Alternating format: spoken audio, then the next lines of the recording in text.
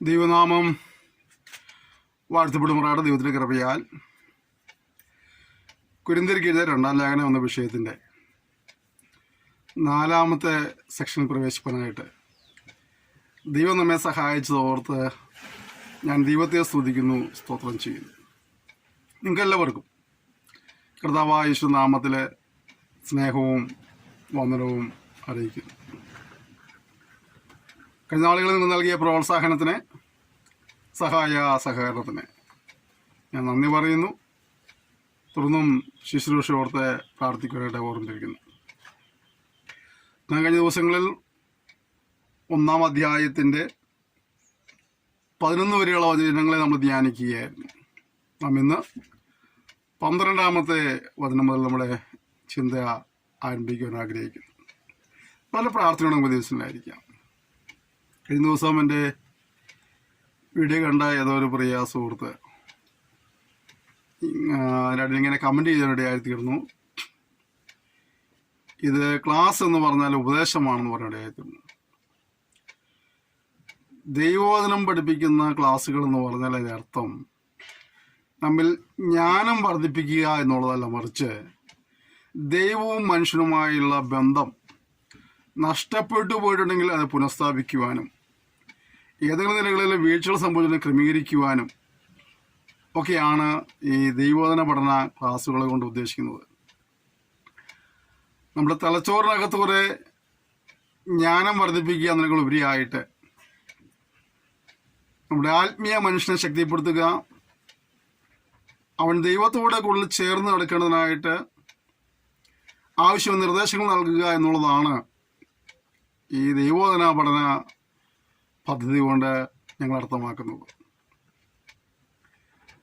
അതുകൊണ്ട് ജ്ഞാനം വർദ്ധിപ്പിക്കാനായിട്ട് ഞാൻ പലപ്പോഴും പറയാറുള്ള വീണ്ടും പറയുന്നു, നിന്ന് ലഭിക്കുന്ന സർട്ടിഫിക്കറ്റിന് വേണ്ടി മാത്രം നമ്മൾ ഇത് പഠിക്കാനായിട്ട് മെനക്കെടരുത്, മറിച്ച് നാം ഓരോ ക്ലാസ് കഴിയുന്തോറും ദൈവത്തോട് അടുത്ത് വരണമെന്നുള്ളതാണ് ദൈവം നമ്മെക്കുറിച്ച് ആഗ്രഹിക്കുന്നത്. അതുകൊണ്ട് അപ്രകാരമുള്ള ഒരു ക്രമീകരണത്തിൽ വരുവാനായിട്ട് ദൈവം സഹായിക്കുമ്പോഴാകട്ടെ.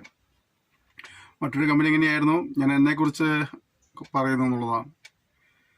ഞാൻ എന്നെക്കുറിച്ച് പറയുന്നത് എൻ്റെ മഹത്വത്തിന് വേണ്ടിയിട്ടല്ല, മറിച്ച് ദൈവം എൻ്റെ ജീവിതത്തിൽ ചെയ്തതായ കാര്യങ്ങൾ എനിക്ക് പറയാതിരിക്കാൻ കഴിയില്ല. അപ്രകാരമുള്ള ഒരു സാഹചര്യത്തിൽ നിന്നാണ് ദൈവം എന്നെ വിളിച്ച് വേർതിരിച്ചത്. നിങ്ങളിൽ ചിലർക്ക് അറിയാവുന്ന പോലെ ജീവിതം ഒരു തികഞ്ഞ മദ്യപാനിയായി ജീവിതത്തിലെ സമാധാനവും സന്തോഷവും ഇല്ലാതെ ജീവിതം അവസാനിപ്പിക്കുവാൻ ഇറങ്ങിത്തിരിച്ച ഒരു സന്ധ്യാസമയത്ത് ഇതുപോലെ തെരുവിൻ്റെ ഓരത്തിൽ ഒരു കൂട്ടം ആളുകൾ ദൈവവചനം പറഞ്ഞു കേട്ട് ആ ദൈവവചന സന്ദേശത്തെ എൻ്റെ ജീവിതത്തിലേക്ക് സ്വീകരിച്ചുകൊണ്ട് അന്നത്തെ തീരുമാനപ്രകാരം അവരുടെയും പലരുടെയും പ്രാർത്ഥന ഫലമായിട്ടൊക്കെയാണ് ഇന്നും ഈ നിലയിൽ നിന്ന് പോകുന്നത്. അവിടെ എന്നെ രക്ഷിച്ച് അതിനെ സഹായിച്ച ദൈവത്തെക്കുറിച്ച്, അല്ലെങ്കിൽ ദൈവൻ്റെ ജീവിതത്തിൽ ചെയ്ത അത്ഭുതങ്ങളെക്കുറിച്ച് എനിക്ക് പറയാതിരിക്കാൻ കഴിയില്ല. എൻ്റെ അനുഭവത്തെ എനിക്ക് പറഞ്ഞേ മതിയാകുള്ളൂ. കാരണം ഞാൻ അനുഭവിച്ചതുപോലെ കഷ്ടതയിലൂടെ സമാധാനമില്ല, സന്തോഷമില്ലാതെ ആരെങ്കിലും ജീവിക്കുന്നുണ്ടെങ്കിൽ അവർക്ക് സമാധാനത്തിനും സന്തോഷത്തിനും ഒരു മാർഗം എൻ്റെ അനുഭവത്തിലൂടെ ചൂണ്ടിക്കാണിക്കുന്നതാണ് ഞാൻ എന്നെക്കുറിച്ച് പറയുന്നതിനോട് ഉദ്ദേശിക്കുന്നത്. അല്ലാതെ എൻ്റെ മിടുക്കൊണ്ട് ഞാൻ ഇവിടെ എത്തിയെന്നോ എൻ്റെ വിശുദ്ധി കൊണ്ട്, വേർപാട് കൊണ്ട്, പ്രാർത്ഥനയുടെ ശക്തി കൊണ്ടൊന്നും എത്തിയതല്ല, മറിച്ച് ദൈവത്തിൻ്റെ അളവറ്റ കരുണയാണ്, ഇതിൻ്റെ കൃപയാണ്. ആ കൃപയ്ക്ക് ഞാൻ ഇത് സ്തുതിക്കുന്നു, സ്തോത്രം ചെയ്യുന്നു. ഓക്കെ, നമുക്ക് വീണ്ടും പാഠത്തിൽ വരാം. 12-ാം വാക്യം, ഞങ്ങൾ ലോകത്തിൽ നിങ്ങളുടെ ജഡജ്ഞാനത്തിലല്ല ദൈവകൃപയിലത്രേ ദൈവം നൽകുന്ന വിശുദ്ധിയിലും നിർമ്മലതയിലും പെരുമാറിയിരിക്കുന്നെന്ന് ഞങ്ങളുടെ മനസ്സാക്ഷിയുടെ സാക്ഷ്യം തന്നെ ഞങ്ങളുടെ പ്രശംസ. ഇവിടെ പൗലോസ് പറഞ്ഞ പ്രത്യേക പദമുണ്ട്. ഞങ്ങൾ ലോകത്തിൽ, വിശേഷാൽ നിങ്ങളോട് ജഡജ്ഞാനത്തിൽ അല്ല. ജഡപരമായ ലോകപരമായ ജ്ഞാനങ്ങൾ ഒരുപാടുണ്ട്. അങ്ങനെ ജ്ഞാനങ്ങൾ തേടി പോകുന്ന ആളുകളും ജ്ഞാനം സമ്പാദിക്കാനുണ്ടെ പരിശ്രമിക്കുന്നവരും ജ്ഞാനം നേടുത്ത ആളുകളൊക്കെ ഉണ്ട്. പക്ഷേ ദൈവത്തിലൂടെ നമ്മൾ ആഗ്രഹിക്കുന്ന കാര്യം എന്താണ്? ദൈവത്തോട് ചേർന്ന് നിൽക്കുക എന്നുള്ളതാണ്, ദൈവത്തിങ്കിലേക്ക് അടുത്തു വരിക എന്നുള്ളതാണ്. അന്യാധീനപ്പെട്ടു പോയ അല്ലെങ്കിൽ തകർന്നു പോയതായ ആ ബന്ധത്തെ പുനഃസ്ഥാപിക്കുക എന്നുള്ളതാണ് ദൈവത്തിലുള്ള ദൈവം നമ്മെക്കുറിച്ച് ആഗ്രഹിക്കുന്നത്. ഞങ്ങൾ ജഡജ്ഞാനത്തിലല്ല. പൗലോസിനെ സംബന്ധിച്ചോളം അദ്ദേഹം വളരെ ജ്ഞാനിയായ മനുഷ്യനായിരുന്നു. ആ കാലഘട്ടത്തിലെ യൂണിവേഴ്സിറ്റികൾ എന്ന് പറയുന്ന, അല്ലെങ്കിൽ ഇന്നത്തെ യൂണിവേഴ്സിറ്റികൾക്കൊപ്പം നിൽക്കുന്നതായ പല പാഠശാലകളുണ്ടായിരുന്നു. ആ കാലഘട്ടത്തിൽ പ്രസിദ്ധനായ ഒരു അധ്യാപകനായിരുന്നു ഗമാലിയേൽ. ആ ഗമാലിയേൽ എന്ന് പറയുന്ന മനുഷ്യൻ്റെ പാദപീഠത്തിലിരുന്ന് കാര്യങ്ങളെ പഠിച്ച് മനസ്സിലാക്കിയതായ ഒരു മനുഷ്യനാണ് പൗലോസ്. അവരുടെ അഥവാ യഹൂദ മതത്തിൻ്റെ എല്ലാ ന്യായപ്രമാണങ്ങളെക്കുറിച്ചും അതിൻ്റെ വകുപ്പും ഉപവകുപ്പും എല്ലാം ശരിക്കും അറിയാവുന്ന ഒരു മനുഷ്യനാണ് അദ്ദേഹം. കർത്താവായ യേശു ക്രിസ്തുവിൽ നിന്ന് ലഭിച്ച വെളിപ്പാടിനാൽ ക്രിസ്തീയ മതത്തെക്കുറിച്ച് എന്നുള്ള നല്ല അറിവും അദ്ദേഹത്തിനുണ്ടായിരുന്നു. കാരണം അദ്ദേഹത്തിൻ്റെ എഴുത്തുകളാണ് നാം ഇന്ന് ഉപദേശങ്ങളായി സ്വീകരിക്കുന്നത്. അപ്പോൾ അദ്ദേഹം ദൈവത്തിൽ നിന്ന് പ്രാപിച്ചതാണ് നമുക്ക് ഏൽപ്പിച്ചു തരുവാൻ ഇടയായി തീർന്നത്. എന്നിട്ടും ആ മനുഷ്യൻ പറയും, ഞാൻ സംസാരിക്കുന്നത് ജഡജ്ഞാനത്താൽ അല്ല, ദൈവ കൃപയിൽ അത്രേ. ഇത്രയെല്ലാം മാനുഷ്യമായി വേണമെങ്കിൽ പറയാൻ കഴിയുന്ന കഴിവുള്ള മനുഷ്യൻ പറഞ്ഞു, ഞാൻ ഈ സംസാരിക്കുന്നതെല്ലാം ദൈവത്തിൻ്റെ കൃപയാൽ ആണ്. പ്രിയപ്പെട്ടവരെ, ഞാനും പൗലോസിനെ പോലെ കഴിവുള്ള മനുഷ്യനൊന്നും അല്ലെങ്കിലും പറയട്ടെ, എന്തെങ്കിലുമൊക്കെ ഉണ്ടെങ്കിൽ എല്ലാം ദൈവത്തിൻ്റെ കൃപയാൽ മാത്രമാണ്. എന്തെങ്കിലും ആയിട്ടുണ്ടെങ്കിൽ അതൊക്കെ ദൈവത്തിൻ്റെ കൃപയാൽ മാത്രമാണ്. ഒരുപാട് പേർ എന്നെ ഓർത്ത് പ്രാർത്ഥിക്കുന്നുണ്ട്. നിങ്ങളിൽ പലരും എന്നെ ഓർത്ത് പ്രാർത്ഥിക്കുന്നവരാണ്. എല്ലാ ഈ ക്ലാസ്സിൽ കേൾക്കുന്ന എല്ലാവരും തന്നെ എന്നെ ഓർത്ത് പ്രാർത്ഥിക്കുന്നു വിശ്വസിക്കുന്നു. ഞാൻ അറിഞ്ഞും അറിയാതെയുള്ള ഒരുപാട് പേർ പലയിടങ്ങളിൽ നിന്ന് പ്രാർത്ഥിക്കുന്നു. അവരുടെ പ്രാർത്ഥനയുടെ ഫലമായി ദൈവം എൻ്റെ മേൽ ചൊരിയപ്പെട്ട കരുണയുടെ ഫലമായിട്ട് ഇന്നും ഇങ്ങനെ ആയിരിക്കുന്നു എന്നുള്ളതാണ്. കഴിഞ്ഞ സെക്ഷനിൽ ചിലരെങ്കിലും ശ്രദ്ധിച്ചിട്ടുണ്ടായിരിക്കും, ഞാൻ ദൈവനം പ്രസംഗിച്ചുകൊണ്ടിരിക്കുമ്പോൾ വളരെ ക്ഷീണിതനായിരുന്നു. ക്യാമറയിൽ കാണാതെയാണെങ്കിൽ പോലും എൻ്റെ ഒരു കരം കൊണ്ട് നെഞ്ച് അമർത്തി പിടിച്ചാണ് ഞാൻ കഴിഞ്ഞ സെക്ഷൻ അവസാനിപ്പിച്ചത്. ആ സെക്ഷൻ തുടങ്ങിയ 13 മിനിറ്റ് കഴിഞ്ഞപ്പോൾ മുതൽ അതിശക്തമായ നെഞ്ചുവേദന എനിക്ക് അനുഭവപ്പെട്ടു. ആ സെക്ഷൻ പൂർത്തീകരിക്കാൻ കഴിയുമോയെന്ന് എനിക്ക് സംശയമുണ്ടായിരുന്നു. എങ്കിലും വേദന ഞാൻ കടിച്ചു പിടിച്ച് സഹിച്ച് ഒരു കരം കൊണ്ട് നെഞ്ച് അമർത്തി പിടിച്ചൊക്കെയാണ് കഴിഞ്ഞ സെക്ഷൻ പൂർത്തീകരിക്കാൻ എനിക്ക് എഴുതുന്നത്. ഞാൻ വിചാരിച്ചു ഒരുപക്ഷെ എൻ്റെ ജീവിതത്തിലെ ഏറ്റവും ഒടുവിലത്തെ ക്ലാസ് ആണ് കഴിഞ്ഞ ക്ലാസ് നിന്ന് ചിന്തിക്കാനിടയായിത്തീർന്നു. അത്രമാത്രം നെഞ്ചുവേദനയാൽ വളരെ ഭാരപ്പെടുന്നിടയായിത്തീർന്നു. ആ ക്ലാസ് ഞാൻ പ്രാർത്ഥിച്ച് അവസാനിപ്പിച്ച് ഓടിപ്പോയി കിടക്കയിലേക്ക് മറിയുകയായിരുന്നു. ദൈവത്തിൻ്റെ കൃപയാൽ ഇന്ന് വീണ്ടും ഈ ക്ലാസ് തുടങ്ങുവാൻ കർത്താവ് സഹായിച്ചു. സകല മഹത്വവും ദൈവത്തിന് അർപ്പിക്കുന്നു.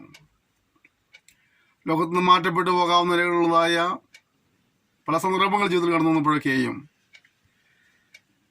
കർത്താവിൻ്റെ കരം എന്നോട് കൂടെ ഇരുന്ന് എന്നെ ആശ്വസിപ്പിച്ച് ബലപ്പെടുത്തി പിന്നെയും ചില കാര്യങ്ങൾ ചെയ്യുവാനായി കർത്താവ് തരുന്ന കൃപയ്ക്കായി ഞാൻ ദൈവത്തെ സ്തുതിക്കുന്നു.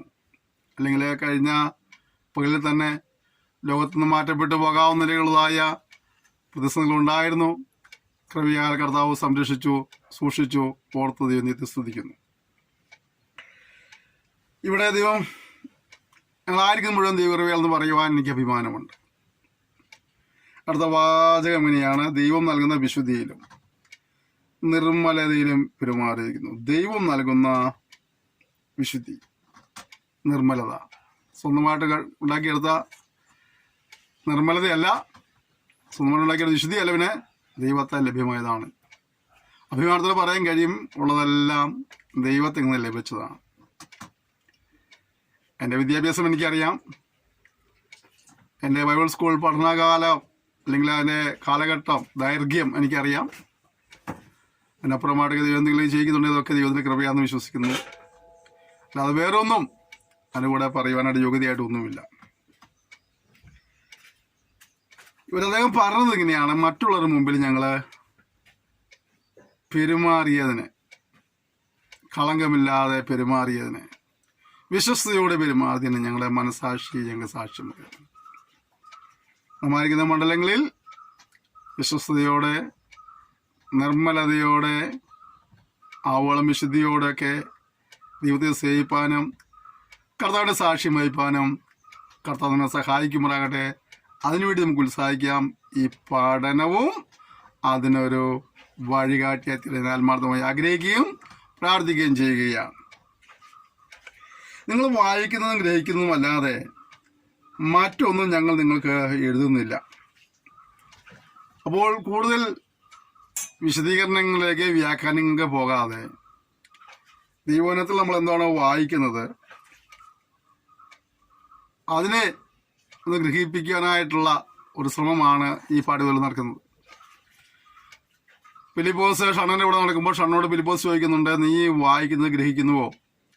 ഉടനെ ഫിലിപ്പോസോട് ഷണ്ണൻ പറയുന്നുണ്ട്, ഒരുവൻ പൊരുൾ തിരിച്ചു തരാഞ്ഞാൽ ഇങ്ങനെ ഗ്രഹിക്കും. അപ്പോൾ ഈ പൊരുൾ തിരിച്ചു കൊടുക്കുക എന്നുള്ളത് അതൊരു ദൗത്യമാണ്, ശുശ്രൂഷയാണ്. നിങ്ങൾക്ക് ലഭിച്ച കൃപയ്ക്ക് അനുസരിച്ച് പരിശുദ്ധാത്മാവിന്റെ സഹായത്താൽ ഞങ്ങൾ ആ ശുശ്രൂഷ ചെയ്യുകയാണ്. ഇതെല്ലാം കൊണ്ട് തികഞ്ഞ ശുശ്രൂഷ ഒന്നും പറയാൻ കഴിയുകയില്ല. കാരണം എന്നെക്കാൾ മിടുക്കന്മാരായ മിടുക്കികളായ ഒരുപാട് ഒരുപാട് ഒരുപാട് ഒരുപാട് അഭിഷിക്തകൾ ഇന്ന് നമ്മുടെ ക്രൈസ്തവ ഗോളത്തിലുമുണ്ട്. ഇവിടെ ഞാനും എനിക്ക് ലഭിച്ച കൃപയ്ക്കനുസരിച്ച്, ലഭിച്ച വെളിച്ചത്തിനനുസരിച്ച് ചില കാര്യങ്ങൾ നിങ്ങളുമായി ഷെയർ ചെയ്യുന്നത് പലർക്കും അനുഗ്രഹമായി തീരുന്നു. മറ്റു പലർക്ക് ആ കാര്യങ്ങൾ കൂടുതൽ പഠിക്കാനുള്ളതായ ഒരു വഴികാട്ടിയായിട്ട് മാറ്റാൻ ഞാൻ ആത്മാർത്ഥമായി ആഗ്രഹിക്കുന്നു. നിങ്ങൾ വായിക്കുന്നതും ഗ്രഹിക്കുന്നതും അല്ലാതെ മറ്റൊന്നും ഞങ്ങൾ നിങ്ങൾക്ക് എഴുതുന്നില്ല. നമ്മുടെ കർത്താവായ യേശുവിൻ്റെ നാളിൽ നിങ്ങൾ ഞങ്ങൾക്ക് എന്ന പോലെ ഞങ്ങൾ നിങ്ങൾക്കും പ്രശംസ ആകുന്നു. നിങ്ങൾ ഞങ്ങളെ ഏറെക്കുറെ ഗ്രഹിച്ചതുപോലെ അവസാനത്തോളം ഗ്രഹിക്കുന്നു ഞാൻ ആകർഷിക്കുന്നു. ഇവിടെ രണ്ടു കൂട്ടർക്കും പ്രശംസയ്ക്ക് വകയാവണം എന്ത് കർത്താവ് നാളിൽ അല്ലേ. ഇപ്പോൾ ചില സ്ഥലങ്ങളിലൊക്കെ എന്നെ ശുശ്രൂഷ വിളിക്കുന്ന സമയത്ത് അവിടെ ശുശ്രൂഷിക്കുന്ന യുവദാസന്മാർ പറയും, എന്നോട് സുവിശേഷം പറഞ്ഞത്, ഞങ്ങളുടെ വീട്ടിൽ വന്ന് പ്രാർത്ഥിച്ചത്, രക്ഷയിലേക്ക് നയിച്ചതൊക്കെ കർത്താവ് ദാസൻ നമ്മൾ ഞാൻ ഇൻട്രൊഡ്യൂസ് ചെയ്യാറുണ്ട്. അപ്പോൾ അതെനിക്കൊരു പ്രശംസയാണ് അല്ലേ. എൻ്റെ ഒരു ആത്മീയ പൈതൽ എല്ലാ സ്ഥലത്ത് ശുശ്രൂഷനായി നിൽക്കുമ്പോൾ, ഒരു കൺവെൻഷൻ വേദിയിൽ നിൽക്കുമ്പോൾ, അല്ലെങ്കിൽ ഒരു വലിയ ഉപവാസ പ്രാർത്ഥന കൂടുതൽ നിന്ന് പ്രസംഗിക്കുമ്പോഴേക്കും എനിക്ക് സന്തോഷമുള്ള കാര്യമാണ്. അപ്പോൾ അവർ ആ വേദിയിൽ നിൽക്കുന്നത് കാണുമ്പോൾ എനിക്കൊരു പ്രശംസയാണ്. അവർ എന്നെക്കുറിച്ച് പറയുമ്പോൾ ഞാൻ അവരെക്കുറിച്ചും വരെ പ്രശംസിക്കുന്നു. ഈ ഒരു ബന്ധം കർത്താവിന്റെ നാളിൽ പരസ്പരം കാണപ്പെടണമെന്നാണ് പൗലോസ് ഇവിടെ ആവശ്യപ്പെടുന്നത്. വചനം കേട്ട് പഠിക്കുന്ന പ്രിയപ്പെട്ടവരെ സംബന്ധിച്ചിടത്തോളം ആ പഠിപ്പിച്ചവർ അവർക്കൊരു സഹായമായി തീർന്നു പ്രശംസയോട് പറയുമ്പോൾ, ഇവർ ആത്മീയമായി വളർന്ന് ആത്മീയ ഫലം കായ്ക്കുന്നത് കാണുമ്പോൾ അത് എൻ്റെ കൂടെ ദൈവവചനം പഠിച്ചവരാണ്, അല്ലെങ്കിൽ ഞാൻ പഠിപ്പിച്ചവരാണ്, അവർ കർത്താവിന്റെ പ്രയോജനപ്പെടുന്നു പറയുന്നത് പരസ്പരം പ്രശംസയ്ക്ക് വകയാവണമെന്നുള്ളതാണ്. ഞങ്ങളുടെ അധ്യാപകരൊക്കെ ഞങ്ങളെ കാണുമ്പോൾ ചോദിക്കും, എവിടെയാണോ, എന്ത് ചെയ്യുന്നു ബ്രദറെ എന്നൊക്കെ ചോദിക്കുമ്പോൾ ഞങ്ങൾ പറയും, ഞങ്ങൾ ഇന്ന സ്ഥലത്താണ് കർത്താവിനെ വല്ല ചെയ്യുക എന്നപ്പോൾ വെരി ഗുഡ്, ദൈവം അനുഗ്രഹിക്കട്ടെ. അതേസമയം അദ്ദേഹം പഠിപ്പിച്ച പലരും ചില സന്ദർഭങ്ങളിൽ ചിലരൊക്കെ ആ ഉദ്ദേശശുദ്ധിയിൽ നിന്നൊക്കെ വഴിമാറിപ്പോയിട്ടുള്ളവരുണ്ട്. അതേപോലെ ഓർമ്മ പറയും, ഇന്ന ബ്രദർ ഇങ്ങനെ ആയിപ്പോയല്ലേ, ഇന്ന സിസ്റ്റർ ഇങ്ങനെ ആയിപ്പോയല്ലേ, എന്താ ചെയ്യാം എന്ന് പറയും. അപ്പോൾ അതൊരു സങ്കടകരമായ കാര്യമാണ്. അപ്പോൾ പരസ്പരം ഒരു പ്രശംസയ്ക്കുള്ളതായ വഴികളെ മാറും കർത്താവ് നമ്മെ സഹായിക്കുമ്പോഴാകട്ടെ. ഇങ്ങനെ ഉറച്ചിട്ട് ഞങ്ങൾക്ക് രണ്ടാമതൊരു അനുഗ്രഹം ഉണ്ടാകണമെന്ന് വെച്ച് മുമ്പേ നിങ്ങളുടെ അടുക്കൽ വരുവാനും ആ വഴിയായി മക്കതോനിക്ക് പോയി പിന്നെയും മക്കതോനിയിൽ നിന്ന് നിങ്ങളുടെ അടുക്കൽ വരുവാനും നിങ്ങളാൽ യഹൂദിലേക്ക് യാത്ര അയക്കപ്പെടുവാനും ഞാൻ വിചാരിച്ചിരുന്നു. അവിടെ എൻ്റെ ഒരു പദം 15 ഇങ്ങനെ ഉറച്ചിട്ട് നിങ്ങൾക്ക് രണ്ടാമത് ഒരു അനുഗ്രഹം ഉണ്ടാകണം എന്ന് വെച്ച്. അപ്പോൾ അനുഗ്രഹങ്ങൾ ഇങ്ങനെ വന്നുകൊണ്ടിരിക്കുകയാണ്. ആദ്യ ദിവസം കേട്ടപ്പോൾ അനുസരിച്ചപ്പോൾ ഒരു അനുഗ്രഹം ഉണ്ടായി. ദിനംതോറുമുള്ള വളർച്ചയിൽ പിന്നെയും പിന്നെ അത് അനുഗ്രഹങ്ങൾക്ക് വർദ്ധിപ്പിക്കുവാൻ കാരണമായി തീരുകയാണ്. നമ്മളെപ്പോഴും അനുഗ്രഹങ്ങൾ വർദ്ധിപ്പിക്കുവാൻ ഉത്സാഹികളായിരിക്കണം. അനുഗ്രഹങ്ങളെ നഷ്ടപ്പെടുത്തുവാനായിട്ട് നമ്മൾ ഉത്സാഹിക്കരുത്. അനുഗ്രഹങ്ങളെ വർദ്ധിപ്പിക്കുവാനായിട്ട് നമുക്ക് എപ്പോഴും ഉത്സാഹം ഉണ്ടാകണം. നമ്മൾ അബ്രഹാമിൻ്റെ ചരിത്രം പഠിക്കുമ്പോൾ അദ്ദേഹം ഒരിക്കൽ കൂടാരത്തിൻ്റെ വാതിൽക്കൽ ഇരിക്കുകയായിരുന്നു. അപ്പോഴാണ് അതുവഴി 3 പേര് കടന്നുപോയത്. ഓടിച്ചെന്നവരെ വീട്ടിൽ വിളിച്ച് കയറ്റി, അവരെ ശുശ്രൂഷിച്ചു, അവർക്ക് ഭക്ഷണം കൊടുത്തു. അവര് പിരിഞ്ഞു പോകാൻ നേരത്ത് അബ്രഹാമിനെ അനുഗ്രഹിച്ചു. അതുവരെയുള്ള അബ്രഹാമിന്റെ ജീവിതത്തിൽ താൻ നേരിട്ടിരുന്നതായ ഏറ്റവും വലിയ വേദനയുടെ വിടുതലായി മറുപടിയായി ഒരു അനുഗ്രഹം അവർ കൊടുക്കാനിടയായി തീർന്നു. സത്യത്തിലെ അനുഗ്രഹം എങ്ങനെ കിട്ടിയതാണ്? നമ്മുടെ നാടൻ ഭാഷയിൽ പറഞ്ഞാൽ വഴിയേ പോയ ഒരു അനുഗ്രഹത്തെ അവിടെ അബ്രഹാം എന്ത് ചെയ്യുകയായിരുന്നു? വീട്ടിൽ വിളിച്ച് കയറ്റുകയായിരുന്നു. ഇന്നത്തെ മനുഷ്യന്റെ സ്ഥിതി എന്താണ്? വഴിയേ പോകുന്ന എല്ലാ വയ്യാവേലിയും വിളിച്ച് വീട്ടിൽ കയറ്റുന്ന മനുഷ്യന്, അല്ലേ? എന്നിട്ട് സമാധാനം നഷ്ടപ്പെടുന്നു, സന്തോഷം നഷ്ടപ്പെടുന്നു. അതായത് അബ്രഹാം വഴിയേ പോയ അനുഗ്രഹത്തെ വീട്ടിൽ വിളിച്ച് കയറ്റിക്കൊണ്ടേയായിത്തീർന്നു. അതുകൊണ്ട് പ്രിയപ്പെട്ടവരെ, നമ്മുടെയൊക്കെ ജീവിതത്തിൽ അനുഗ്രഹങ്ങളെ പ്രാപിക്കാനായിട്ട് പറയാം, നിങ്ങൾക്ക് രണ്ടാമതും ഒരു അനുഗ്രഹം ലഭിക്കണമെന്ന് വെച്ച് നിങ്ങളുടെ അടുക്കൽ വന്നിരിക്കുകയാണ്. അപ്പം ചിലർ നമ്മുടെ അടുക്കൽ നമുക്കൊരു അനുഗ്രഹമാണ്. നിങ്ങൾ എവിടെയെങ്കിലും പോകുമ്പോൾ അത് നിങ്ങൾ ചെല്ലുന്ന അവർക്കൊരു അനുഗ്രഹമാകണം. ചിലർ നമ്മുടെ അടുത്ത് പറഞ്ഞതേ നമുക്ക് തലവേദനയാണ്, അല്ലേ? ചിലർ നമ്മുടെ വീട്ടിൽ വന്നത് നമുക്ക് തലവേദനയാണ്. നമ്മൾ ചിന്തിക്കാതെ എങ്ങനെയെങ്കിലും ഇറങ്ങിപ്പോകാൻ, നമുക്ക് ഇറങ്ങിപ്പോകാൻ പറയാൻ പറ്റില്ല. പക്ഷെ നമ്മുടെ മനസ്സിലത് ആഗ്രഹം എന്തായിരിക്കും? ഇതൊന്ന് ഇറങ്ങിപ്പോയാൽ മതിയായിരുന്നു എന്നുള്ളതാണ്. എന്നാൽ ചിലർ നമ്മുടെ വീട്ടിൽ വന്ന് നമുക്കൊരു സന്തോഷമാണ്, ഒരു സമാധാനമാണ്, ഒരു അനുഗ്രഹമാണ്. അപ്പോൾ നമ്മളും മറ്റുള്ളവർ ചെല്ലുന്നത് അവർക്കൊരു അനുഗ്രഹമായി തരണം. നമ്മുടെ വർത്തമാനം കേൾക്കുമ്പോഴേ ആൾക്കാർ അവരുടെ തലയുടെ സ്പ്രിങ് തെറിച്ച് ഓടി തെറിച്ച് ഇറങ്ങി ഓടാൻ വരാതെ നമ്മൾ 10 മിനിറ്റ് അവർ സംസാരിച്ചാൽ അത് അവർക്കൊരു ആശ്വാസമായി തീരണം, ഒരു അനുഗ്രഹമായി തീരണം, സമാധാനമായി തീരണം. നമ്മൾ മറ്റുള്ളവർക്ക് അനുഗ്രഹമായി മാറുക, ഒരു അനുഗ്രഹമായി മാറുക. നാം അനുഗ്രഹം പ്രാപിക്കുക. കാരണം കർത്താവിന്റെ വചനം പറയുന്നുണ്ടല്ലോ, നിങ്ങൾ അനുഗ്രഹം പ്രാപിക്കുവാൻ വിളിക്കപ്പെട്ടവരായതുകൊണ്ട് നിങ്ങളും മറ്റുള്ളവരെ അനുഗ്രഹിക്കണം. മറ്റുള്ളവരെ അനുഗ്രഹിക്കുവാനായിട്ട് കഴിയണം നമുക്ക്. നമ്മൾ അനുഗ്രഹം പ്രാപിക്കാൻ വിളിക്കപ്പെട്ടവരാ. എനിക്കറിയാവുന്ന ഒരു ദൈവദാസനുണ്ട്. ആരെന്ത് പറഞ്ഞാൽ അദ്ദേഹം ഉടനെ പറയും, ഓക്കെ, ദൈവം അനുഗ്രഹിക്കട്ടെ. നമ്മൾ നോർമൽ ടോക്കിൽ നോർമലായിട്ട് വർത്തമാനം പറഞ്ഞ് വരുമ്പോൾ പറയും, ഓക്കെ, ദൈവം അനുഗ്രഹിക്കട്ടെ. നമ്മൾ വേറെ എന്തെങ്കിലും ആവശ്യം കഴിഞ്ഞ് പോരുന്ന സമയത്ത് പറയും, ഓക്കെ, ദൈവം അനുഗ്രഹിക്കട്ടെ. അദ്ദേഹം ആരെയോടും ദൈവം അനുഗ്രഹിക്കട്ടെ എന്ന് പറഞ്ഞിട്ട് അദ്ദേഹം വിടുകയുള്ളൂ. നിങ്ങൾ അനുഗ്രഹം പ്രാപിക്കാൻ വിളിക്കപ്പെട്ടവരായതുകൊണ്ട് നിങ്ങൾ അനുഗ്രഹിക്കുന്നവരായിത്തീരണം. അതേപോലെ പറയും, നിങ്ങൾ രണ്ടാമതൊരു അനുഗ്രഹം ഉണ്ടാകേണ്ടതിനായിട്ട് പ്രിയപ്പെട്ടവരെ നമ്മുടെ ജീവിതത്തിലും തുടർമാനമായ ഒരു അനുഗ്രഹ പ്രാപ്തിക്കായിട്ട് നമ്മുടെ ജീവിതത്തെ ക്രമീകരിക്കുക. എങ്ങനെയാണ് അനുഗ്രഹം ഉണ്ടാകുന്നത്? അനുസരണത്തിലൂടെയാണ് അനുഗ്രഹങ്ങൾ സംഭവിക്കുന്നതെല്ലാം. തിരിച്ചിന്തിച്ച് അനുസരണക്കേടിലൂടെയാണ് എല്ലാ അനുഗ്രഹങ്ങളും നഷ്ടപ്പെടുന്നത്. അപ്പം അനുഗ്രഹം രണ്ടാമതും ഉണ്ടാകുക, അല്ലെങ്കിൽ മൂന്നാമത് പ്രാപിക്കുക, നാലാമത് പ്രാപിക്കുക എന്നൊക്കെ പറഞ്ഞതിൻ്റെ അർത്ഥം എന്താണ്? അനുസരണത്തിൽ നാം തികവുള്ളവരായിരിക്കുക എന്നുള്ളതാണ്. അബ്രഹാം അനുഗ്രഹം പ്രാപിച്ചു നമുക്ക് എല്ലാവർക്കും സാക്ഷ്യം പറയാൻ കഴിയും, അല്ലേ? അബ്രഹാം അനുഗ്രഹം പ്രാപിച്ചു, അവൻ്റെ സന്തതി അനുഗ്രഹം പ്രാപിച്ചു, അവൻ്റെ സന്തതി മുഖാന്തരമായിട്ട് സകല ജാതികളും അനുഗ്രഹം പ്രാപിച്ചു. ഇത് കേൾക്കുമ്പോൾ നല്ല രസമുള്ള കാര്യമാണ്. പക്ഷെ എങ്ങനെയാണ് അനുഗ്രഹം പ്രാപിച്ചത്? അബ്രഹാം അനുഗ്രഹം പ്രാപിച്ചത് അനുസരണത്തിലൂടെയായിരുന്നു. ദിവസം നമ്മൾ പഠിക്കുമ്പോൾ ആരെല്ലാം അനുഗ്രഹം പ്രാപിച്ചുകൊണ്ട് അവർക്ക് ദൈവത്തെ ആ നിലകളിൽ പൂർണ്ണമായി അനുസരിക്കുന്നവരായിരുന്നു. അനുഗ്രഹം പ്രാപിക്കാനുള്ള എല്ലാ വ്യവസ്ഥകളും വചനത്തിൽ പറയുന്നുണ്ട്. നമ്മൾ ആവർത്തന പുസ്തകം 28-ാം അധ്യായം പഠിക്കുമ്പോൾ ഇവിടെ ഒരുപാട് കാര്യങ്ങൾ പറയുന്നുണ്ട്. എന്നിട്ട് പറയണേ, ഇതൊക്കെ പ്രമാണിക്കുന്നവൻ അനുഗ്രഹം പ്രാപിക്കും. ഇന്ന് നമ്മളോട് സംസാരിക്കുന്ന വചനങ്ങൾ കേട്ട് വിശ്വസിക്കുന്നവനൊക്കെ അനുഗ്രഹം പ്രാപിക്കും. അവിടെ അതേ പറഞ്ഞ മറ്റൊരു കാര്യമുണ്ട്, നിങ്ങളിതൊക്കെ വിശ്വസിക്കാതെയും അനുസരിക്കാതിരിക്കുമ്പോൾ നിങ്ങൾക്ക് ഇതെല്ലാം ശാപമായിത്തീരും. അപ്പോൾ ദൈവവചനത്തിൽ എപ്പോഴും അനുഗ്രഹത്തിനും ശാപത്തിനുള്ള മാർഗം വെച്ചിട്ടുണ്ട്. ജീവനും മരണത്തിനുള്ള കാര്യങ്ങളെന്ന് കാണാൻ കഴിയും. നമ്മളനുസരിച്ച് അനുഗ്രഹം പ്രാപിക്കുക, അനുസരിച്ച് ജീവൻ പ്രാപിക്കുക എന്നുള്ളതാണ്. രണ്ടാമതൊരു അനുഗ്രഹം പ്രാപിക്കാൻ. അപ്പോൾ നമ്മൾ ചെല്ലുന്നത് നമ്മൾ കടന്നു നിന്നൊക്കെ ഒരു അനുഗ്രഹമായി തീരണം. ഒരനുഗ്രഹത്തിനുള്ള ചാൻസ് നമുക്ക് നഷ്ടപ്പെടുത്തരുത്. പൗലോസിന് ആഗ്രഹമായിരുന്നു കൊരിന്ത്യയിൽ വന്ന് അവരെല്ലാം കണ്ടിട്ട് സംസാരിച്ച് മുന്നോട്ട് പോകണമെന്ന് ആഗ്രഹം ഉണ്ടായിരുന്നു. ഒരിക്കലും അദ്ദേഹം വന്നിരുന്നു. രണ്ടാമത് വീണ്ടും അദ്ദേഹം വരുന്നത് ഒരു അനുഗ്രഹമായി തീരുകയാണ്. ഇങ്ങനെ വിചാരിച്ചത് ഞാൻ ചാബല്യം കാണിച്ചുവോ, അല്ലെങ്കിൽ എൻ്റെ വാക്ക് ഉവ്വ് ഉവ്വ് ഇല്ല ഇല്ല എന്നാകുവാൻ തക്കവണ്ണം എൻ്റെ നിരൂപണം ജഡിക നിരൂപണമോ?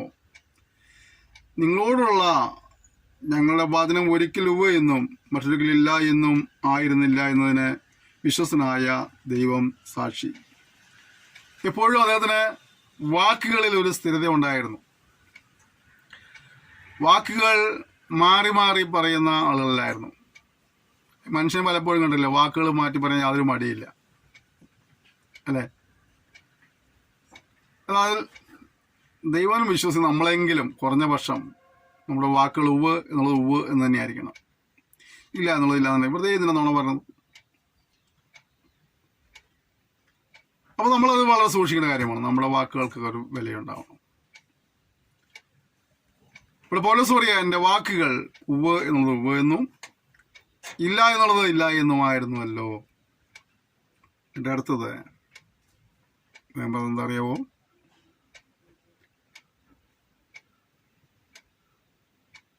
ഞാനും ശിലാസും തിമോഥെയോസും നിങ്ങളുടെ ഇടയിൽ പ്രസംഗിച്ച ദൈവത്തിനായ യേശുക്രിസ്തു ഒരിക്കലും ഉവ്വ് എന്നും മറ്റൊരു ഇല്ല എന്നുമായിരുന്നില്ല. ദൈവം എപ്രകാരമായിരുന്നുവോ ദൈവത്തിന് വചനം പ്രസംഗിക്കുന്നവരും അപ്രകാരം വിശ്വസ്തരായിരിക്കണമെന്നുള്ള ഒരു പ്രബോധനം നമുക്ക് കാണാൻ കഴിയുന്നുണ്ട്. അതുകൊണ്ട് ഞങ്ങളാൽ ദൈവത്തിന് മഹത്വം ഉണ്ടാകുമാറ് അവനിൽ ആമേൻ എന്നും തന്നെ. അപ്പോൾ അവരുടെ ഒരു ലക്ഷ്യം എന്താണ്? ഞങ്ങളാൽ ദൈവത്തിന് മഹത്വം ഉണ്ടാകുമാറ്.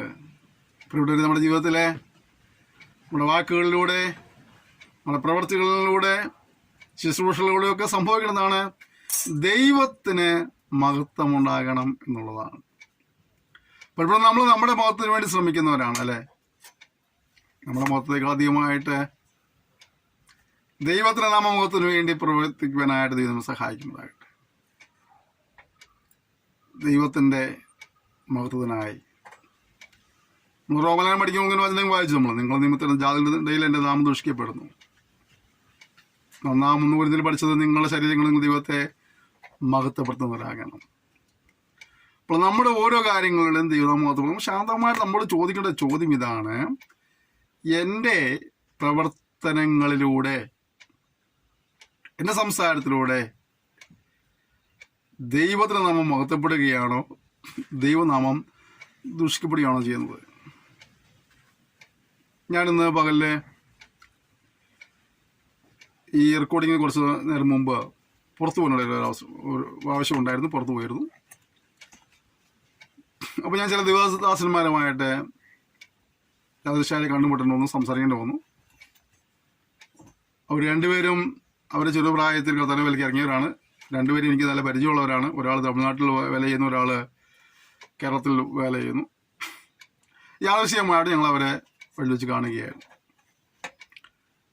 ഞങ്ങൾ പല കാര്യം സംസാരിച്ചപ്പോൾ സുവിശേഷീകരണത്തിൻ്റെ വ്യാപ്തിയെക്കുറിച്ചും വ്യാപനത്തെക്കുറിച്ചും പ്രവർത്തനങ്ങളെക്കുറിച്ചൊക്കെ സംസാരിപ്പടിയായി തീർന്നു.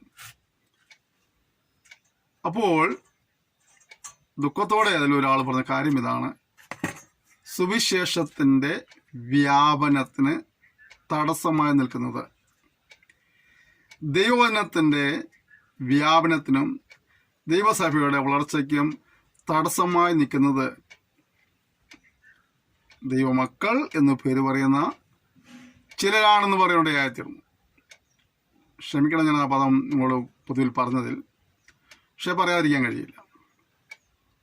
അതുകൊണ്ട് നമ്മളെപ്പോഴും ചിന്തിക്കേണ്ടത് എന്നിലൂടെ, എൻ്റെ വാക്കുകളിലൂടെ, എൻ്റെ പ്രവർത്തികളിലൂടെ ദൈവത്തിൻ്റെ നാമം മഹത്വപ്പെടുന്നുണ്ടോ എന്നാണ് ചിന്തിക്കേണ്ടത്. ഇല്ലെങ്കിൽ നമുക്ക് അതിനാണൊരു മാറ്റം വേണ്ടത്. അതിനാണ് നമ്മുടെ ജീവിതത്തിൽ ഒരു വലിയ വ്യതിയാനം ഉണ്ടാകേണ്ടത്.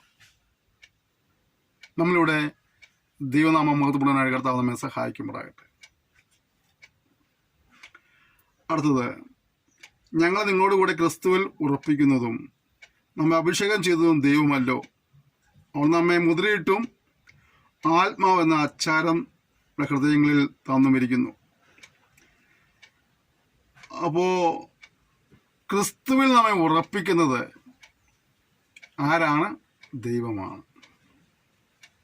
നാം വചനപ്രകാരം ജീവിക്കുന്നതിലൂടെ നമുക്ക് ഉറപ്പുള്ളൊരു അടിസ്ഥാനം ഇടാൻ കഴിയും, അല്ലേ?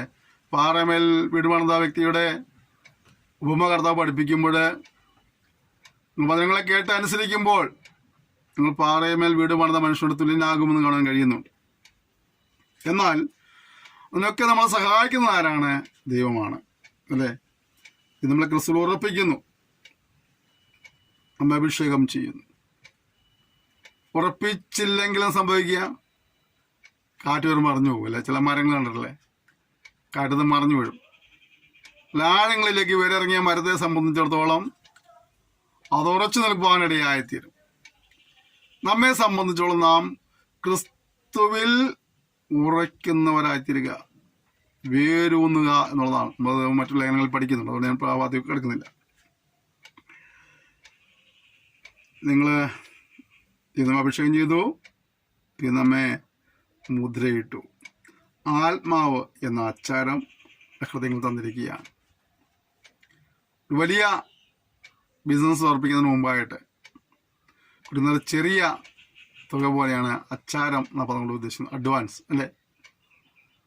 നമ്മെ ഒരു വലിയ നന്മയിലേക്ക് കൊണ്ടുവരുന്നതിനായിട്ട്, ഒരു വലിയ പദവിയിലേക്ക് കൊണ്ടുവരുന്നതിനായിട്ട്, ഒരു വലിയ അനുഗ്രഹത്തിലേക്ക് കൊണ്ടുവരുന്നതിനായിട്ട് പരിശുദ്ധാത്മാവെന്ന ആചാരം ഇതിന് നൽകുവാനിടയായിത്തീർന്നു.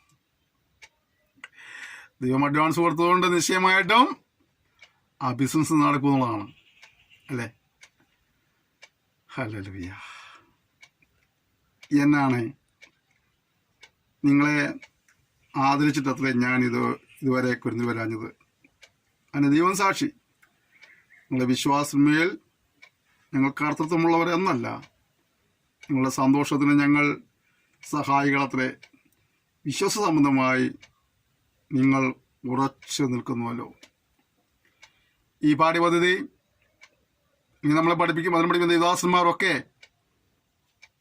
നമ്മളെ വിശ്വാസത്തിൽ വളർത്തിയെടുക്കുന്നതിനായിട്ട്, നമ്മുടെ ആത്മീയ യുദ്ധത്തിലേക്ക് കൊണ്ടുവരേണ്ടതിനായിട്ട് സഹായികളായി പ്രവർത്തിക്കുന്നവരാണ്.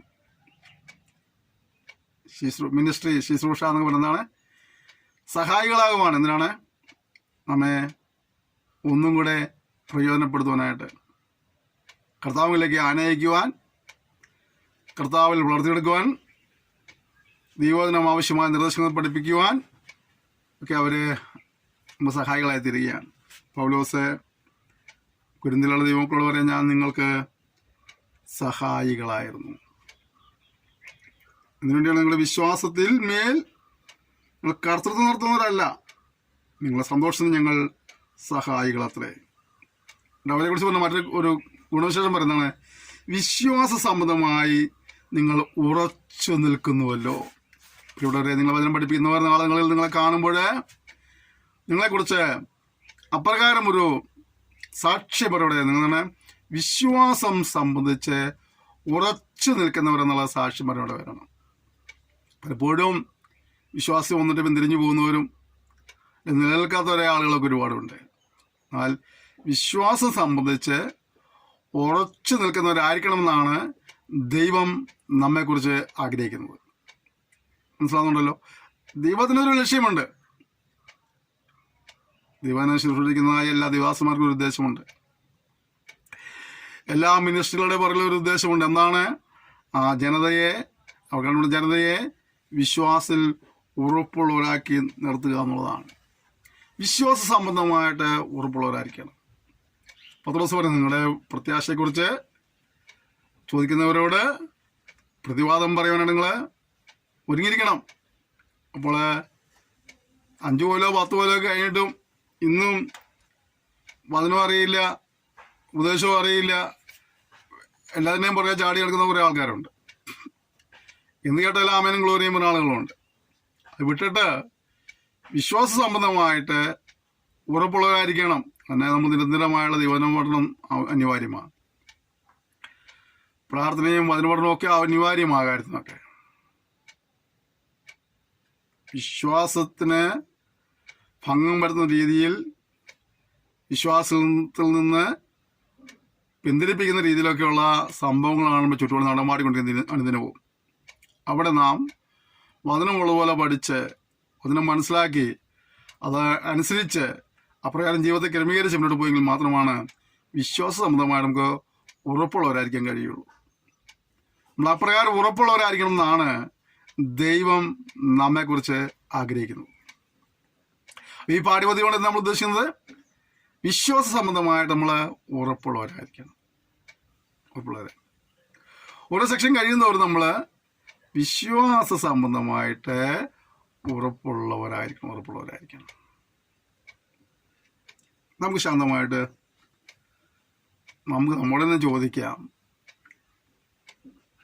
എൻ്റെ പ്രവർത്തനങ്ങളുടെ സംസാരങ്ങളിലൂടെയൊക്കെ ദൈവത്തിന്റെ നാമം മഹത്വപ്പെടുന്നുണ്ടോ? എനിക്ക് വിശ്വാസ സംബന്ധമായിട്ട് ഉറച്ചു നിൽക്കുവാൻ കഴിയുന്നുണ്ടോ?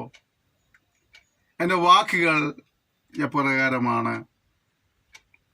ഞാൻ മറ്റുള്ളവർക്ക് ഒരു അനുഗ്രഹമായി തീരുന്നുണ്ടോ? നമുക്ക് നമ്മളൊന്ന് ചോദിച്ച് ഏതെങ്കിലും അവസ്ഥയിലൊക്കെ തെറ്റുകൾ സംഭവിച്ചു പോയിട്ടുണ്ടെങ്കിൽ, കുറവ് സംഭവിച്ചു പോയിട്ടുണ്ടെങ്കിലൊക്കെ ദൈവത്തോട് ഏറ്റു പറഞ്ഞ് ഉപേക്ഷിച്ച് ഒരു പുതിയ തീരുമാനത്തോടുകൂടി, ഒരു പുതിയ സമർപ്പണത്തോടെ ദൈവത്തെ സേവിപ്പാനായിട്ട് ഒരു നാളുകളിലെ ദൈവനാമമുഖത്തിന് വേണ്ടി ദൈവരാജ്യ വ്യാപ്തിക്ക് അതിലുള്ള കർത്താവ് നമ്മെ സഹായിക്കണമായിട്ട് നമുക്ക് ദൈവത്തിൽ ഒരുമിച്ച് പ്രാർത്ഥിക്കാം. സ്വർഗീയ പിതാവേ, തന്ന സെക്ഷനായ സ്തോത്രം ചെയ്യുന്നു. നമ്മൾ സംസാരിച്ചല്ലോ, അടിയനത്തോളം ബലപ്പെടുത്തി കൃപയ്ക്കായി സ്തോത്രം ചെയ്യുന്നു. ഇപ്പോഴത്തെ നീ അനുഗ്രഹിക്കുമ്പോഴാകണമേ. വ്യക്തിപരമായ കുടുംബപരമായ ആത്മീയ, ഭൗമിക, ശാരീരിക, മാനസിക വിഷയങ്ങളെല്ലാം കൂടെ അത്ഭുതങ്ങളെ പ്രവർത്തിക്കുമ്പോഴാകണമേ. സമാധാനവും സന്തോഷവും നൽകണമേ. ഒരു അനുഗ്രഹം പ്രാപിപ്പാനും ഇവർ മറ്റുള്ളവർക്ക് അനുഗ്രഹമായി തീരുവാനും കർത്താവ് സഹായിക്കുമ്പോഴാണെന്ന് പ്രാർത്ഥിക്കുന്നു. ഇവരിലൂടെ ദൈവനാമോത്തുപിടം കർത്താവ് വരുത്തുമ്പോഴാകണമേ. വിശ്വാസ സംബന്ധമായി ഉറപ്പുള്ളവരായിരിക്കാൻ കൃപ നൽകുമാറാണെന്ന് പ്രാർത്ഥിക്കുന്നു. വിശുദ്ധിയിലും നിർമ്മലയിലും മുന്നോട്ട് പോകാൻ കർത്താവ് സഹായിച്ചാട്ടെ. ഒരു മുഖാന്തരം അനുഗ്രഹത്തിനെ കണ്ടുപിട്ടുവാൻ കർത്താവ് അവിടെ വരുത്തുമ്പോഴാണെന്ന് പ്രാർത്ഥിക്കുന്നു. ശിശാലി മിനിസ്ട്രി ഓർത്ത് പ്രാർത്ഥിക്കുന്നവരുണ്ട്. പിന്നെ പല നിലകളിൽ സഹായിക്കുന്ന പ്രോത്സാഹിക്കുന്ന ആളുകളുണ്ട്. സന്ദേശങ്ങൾ പങ്കുവയ്ക്കുന്നവരുണ്ട്. നീ അവരെല്ലാം അനുഗ്രഹിക്കുമാറാകണമെന്ന് പ്രാർത്ഥിക്കുന്നു.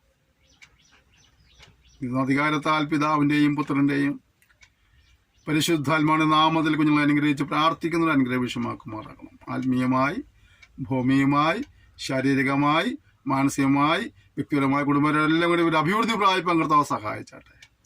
തിരുനാമത്തെ പിന്നെയും മഹത്വപ്പെടുത്തിയാട്ടെ. യേശുവിൻ നാമത്തിൽ തന്നെ ആമേൻ. ക്ഷമയോടെ